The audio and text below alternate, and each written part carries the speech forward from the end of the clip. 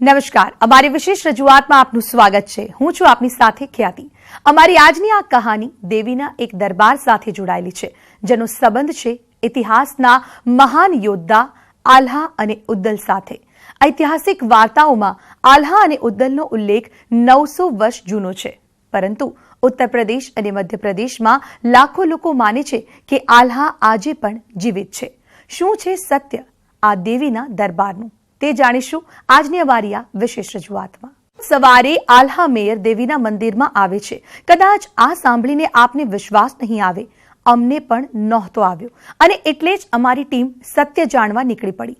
અમે નક્કી કર્યું કે આજે મંદિરનો દરવાજો અમારા કેમેરાની સામે જ ખુલશે, અને અમે જ પડતાલ કરીશું કે વાસ્તવમાં એ આલ્હા છે કે પછી કોઈ બીજું।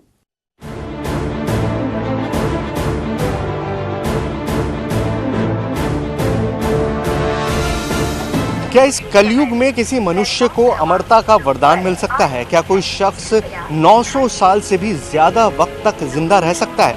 इन्हीं सवालों के जवाब तलाशने हम आए हैं दिल्ली से करीब 1000 किलोमीटर दूर मध्य प्रदेश के एक छोटे से शहर मैयर में। लेकिन यहाँ हमारी तलाश है एक ऐसे शख्स की जो 900 साल से जिंदा है। तो चलिए हम आपको लेकर चलते हैं और देखते हैं कि आखिर इस दावे में कितनी सच्चाई है। चलिए।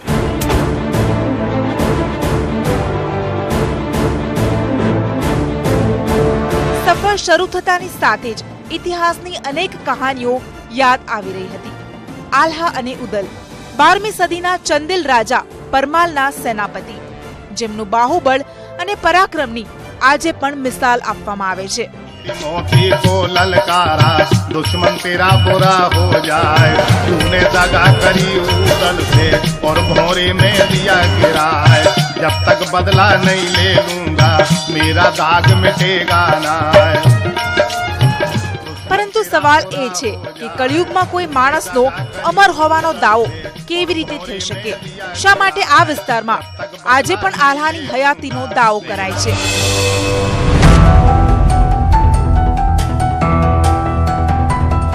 આ સવાલનો જવાબ કોઈની પાસે નહોતો।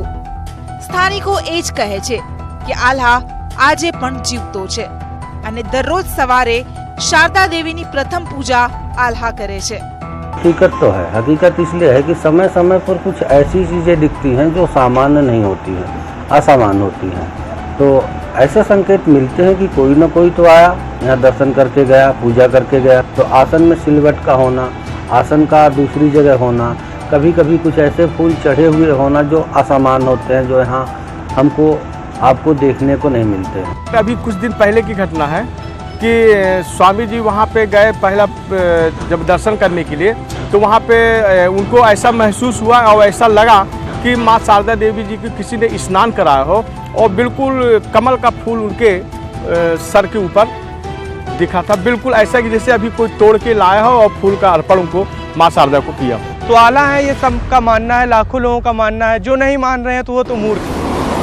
થોડા આગળ વધ્યા તો આલ્હા દેવનું મંદિર જોવા મળ્યું। અહીંના પૂજારીએ અમને આલ્હાની ચાકડી બતાવી, જેને જોઈને જ આલ્હાના વિશાળકાય કદનો અંદાજો લગાવી શકાય।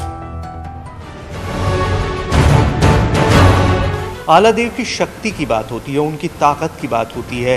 सारे प्रदेश में, इस पूरे इलाके में आला गाया जाता है, और उनकी शक्ति का अगर मैं आपको एक छोटा सा सबूत दे सकूं तो वो है ये खड़ाऊँ। ये खड़ाऊँ आला देव के मंदिर में रखी है, और ज़रा इसका साइज़ देखिए, मेरे आधे शरीर के बराबर ये खड़ाऊँ है। यानी इसको पहनने वाला कितना बड़ा उसका पैर होगा और कितना बड़ा उनका शरीर होगा।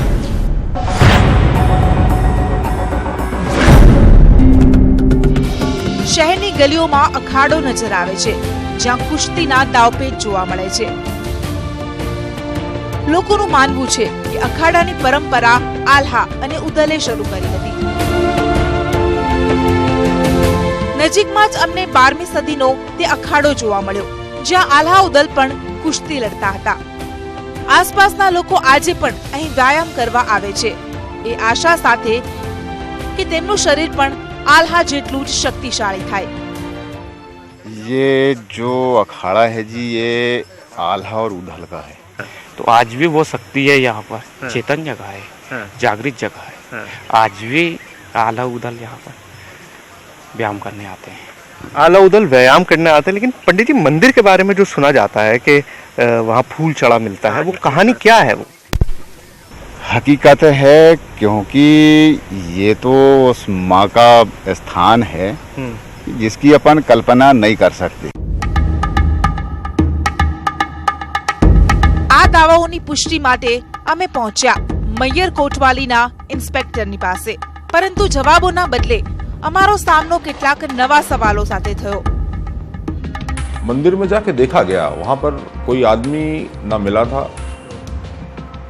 ना घंटे सुनाई सबको दिए और आदमी कोई मिला नहीं। इसका कोई कारण, बहुत सारे मंदिर में ऐसी घटनाएं हो जाती हैं जिसका कारण पुलिस नहीं ढूंढ पाती है। अच्छा, जो आला को लेकर मान्यता है, वहाँ पे पुलिस ड्यूटी पे रहती है, सब कुछ बंद कर देती है, तो क्या कोई ऐसा तो नहीं है कि कोई आदमी चढ़ जाता हो, पीछे से निकल आता हो? आज मंदिर के अंदर रात में कोई नहीं जाता, और वहाँ पर जो मंदिर का गर्भगृह है और आगे पीछे के गेट आरती के पश्चात वो पूरी तरह लॉक कर दिए जाते हैं। आखिर बूढ़े बच्चे महिलाओं को इतनी हिम्मत मिलती कहाँ से है कि वो बिना थके इतनी सीढ़ियाँ चढ़ जाते हैं? लगता है कि ये हिम्मत भी उनको आला देव से मिलती है, क्योंकि माना जाता है कि आला देव ने अपने जीवन में 52 लड़ाइयाँ लड़ी और एक भी युद्ध में उनकी हार नहीं हुई। સાંજ પડવાની હતી અને અમારે જલ્દી મંદિર પહોંચવાનું હતું, એટલે જ અમે દેવીના દરબારમાં પહોંચવાનો બીજો રસ્તો શોધ્યો, એક રોપવે જે કેટલીક મિનિટોમાં જ દરબારમાં પહોંચાડી દેશે। મંદિર સુધી પહોંચવાની ઉત્સુકતા તો હતી, પરંતુ દિલ માનવા તૈયાર નહોતું કે કોઈ માણસ 900 વર્ષથી જીવિત છે।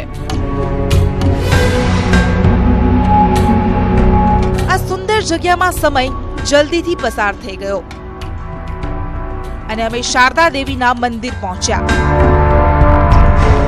સાંજ ઢળ્યા બાદ અમે એ જ મંદિરમાં હતા। મંદિરમાં હજુ પણ લોકોની ભીડ હતી અને દર્શન માટે લાંબી કતારો લાગેલી હતી। અમે વિચાર્યું કે મંદિર બંધ થાય તે પહેલા પૂજારી સાથે વાત કરી લઈએ, કદાચ આ રહસ્યનો કોઈ સુરાગ મળી જાય। तो ये है माँ शारदा देवी का वो धाम जहाँ कहते हैं कि सबकी मुरादें पूरी होती हैं, और देखना ये है कि आज जो हमारी इच्छा है वो पूरी होती है या नहीं। हमारे साथ सुमित महाराज हैं, यहाँ के पुजारी। सुमित जी, हमको सबसे पहले ये बताइए कि आला के बारे में जो कहा जाता है कि वो रोज़ाना यहाँ पूजा करने आते हैं, आप पुजारी हैं, आप पट बंद करते हैं, खोलते हैं, क्या आपने ऐसे कोई प्रमाण कभी देखे हैं?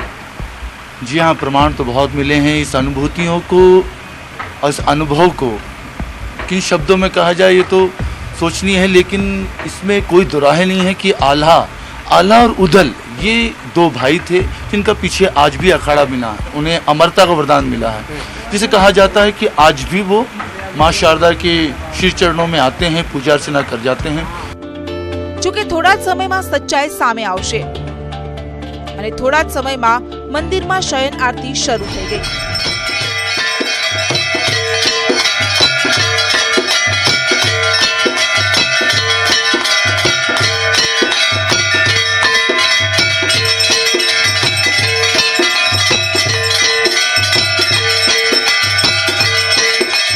अभी आपने देखा माँ शारदा की सहन आरती हुई है। सहन आरती होने के बाद सभी दर्शनार्थियों को दर्शन करवाने के बाद माता जी का सहन होता है। ये आप माँ के विश्राम के लिए ये पलंग लगता है। દેવીના વિશ્રામની તૈયારીઓ શરૂ થઈ ગઈ। મંદિરના ગર્ભગૃહને સાફ કરવામાં આવ્યું। सारे माता जी के बर्तन वगैरह भी माता जी के अंदर ही रखे जाते हैं। सारी सहन की तैयारी करने के बाद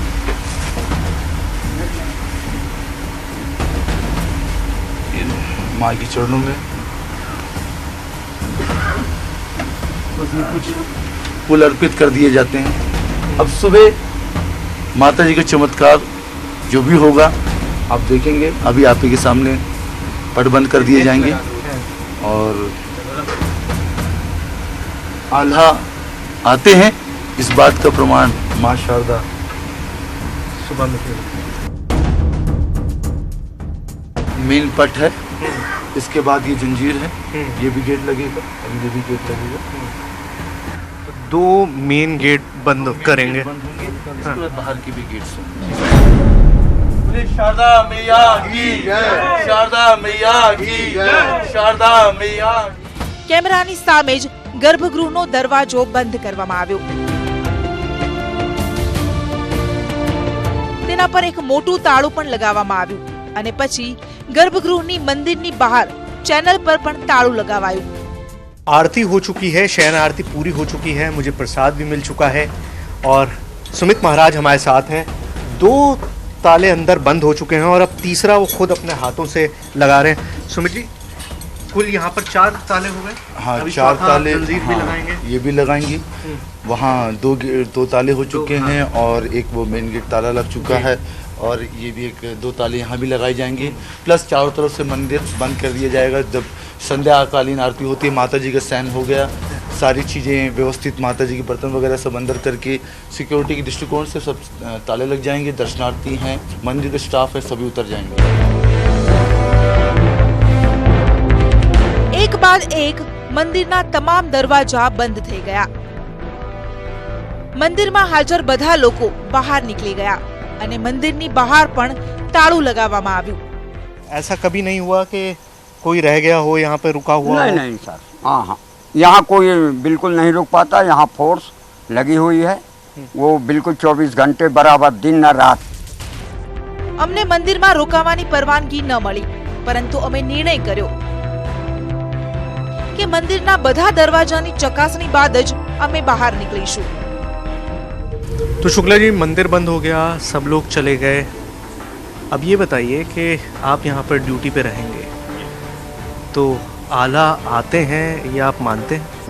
आते हैं, लेकिन समय निर्धारित नहीं है और किस रूप में आते हैं, हवा के रूप में आते हैं। ये फूलमती माता से आल्हा खड़ा है, वहाँ से माई के यहाँ कई बार आहट मिला कि किसी का आगमन हुआ। કેટલાક સવાલ હજુ પણ અમને પરેશાન કરતા હતા કે ક્યાંક એવું તો નથી ને કે રાતના અંધારામાં કોઈ બીજો જ શખ્સ અહીં દાખલ થતો હોય, એટલે અમે એ શક પણ દૂર કરી નાખ્યો।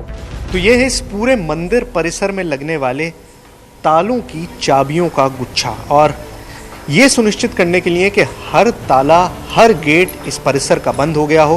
जितेंद्र हैं मध्य प्रदेश पुलिस के। जितेंद्र, एक एक गेट जाके आप चेक करते हैं? हाँ, चेक करता हूँ। अच्छा, सारे गेटों में तार चेक करता हूँ और मंदिर में पीछे का वो चेक करते हैं, सारे गेट लगे हुए हैं कि नहीं, चेक करते हुए आगे आगे चेक करना पड़ता है पूरा। હવે અમે રાહ જોઈ રહ્યા હતા સવાર પડવાની, અને સવારે અમને જે કંઈ પણ જોવા મળ્યું તેની અમે કલ્પના પણ નહોતી કરી।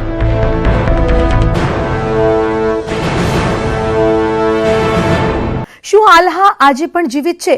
શું એ કહાનીઓ સદીઓ જૂની એક અફવા છે? મૈયર દેવીના મંદિરમાં બીજા દિવસે સવારે 900 વર્ષ જૂનું રહસ્ય ખુલવાનું હતું। મંદિરના તાળા અમારી સામે જ ખુલ્યા અને જે જોવા મળ્યું તેની અમને બિલકુલ આશા નહોતી।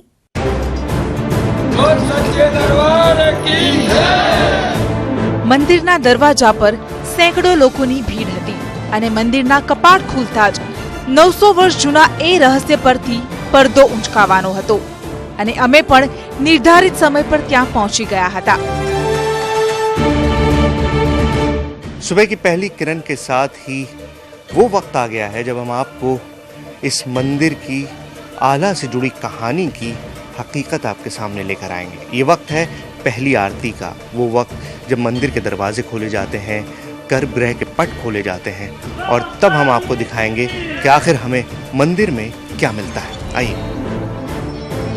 મંદિરના પૂજારી સુમિત મહારાજે દરબારનું પહેલું તાળું ખોલ્યું। દેવી દેવતાઓનો જળાભિષેક કરવામાં આવ્યો।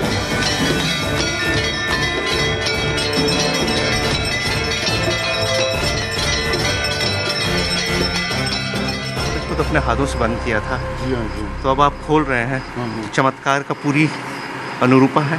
बिल्कुल, अनुभूति तो हमें तो बहुत प्राप्त हुई है और आज इस चैनल द्वारा और सारी माँ शारदा के भक्तों को उम्मीद करूँगा कि आपके माध्यम से आल्हा के चमत्कार को सभी लोगों को दर्शन का अनुभूति प्राप्त हो।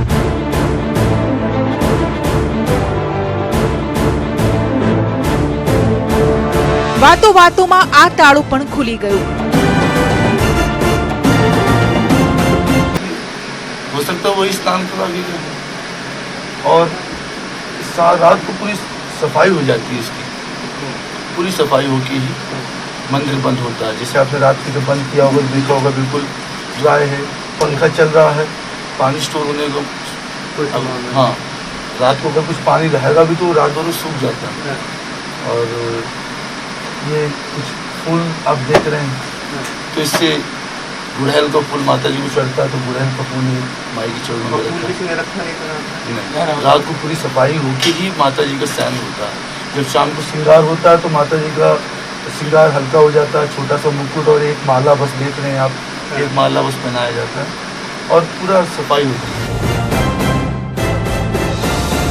આ બધું કેવી રીતે થયું, કોણે કર્યું? અમારી પાસે કોઈ જવાબ નહોતો, પરંતુ જે દેખાઈ રહ્યું હતું તે સામે છે। ચમત્કારના આ દાવાની વચ્ચે દેવીની આરતી શરૂ થઈ ગઈ।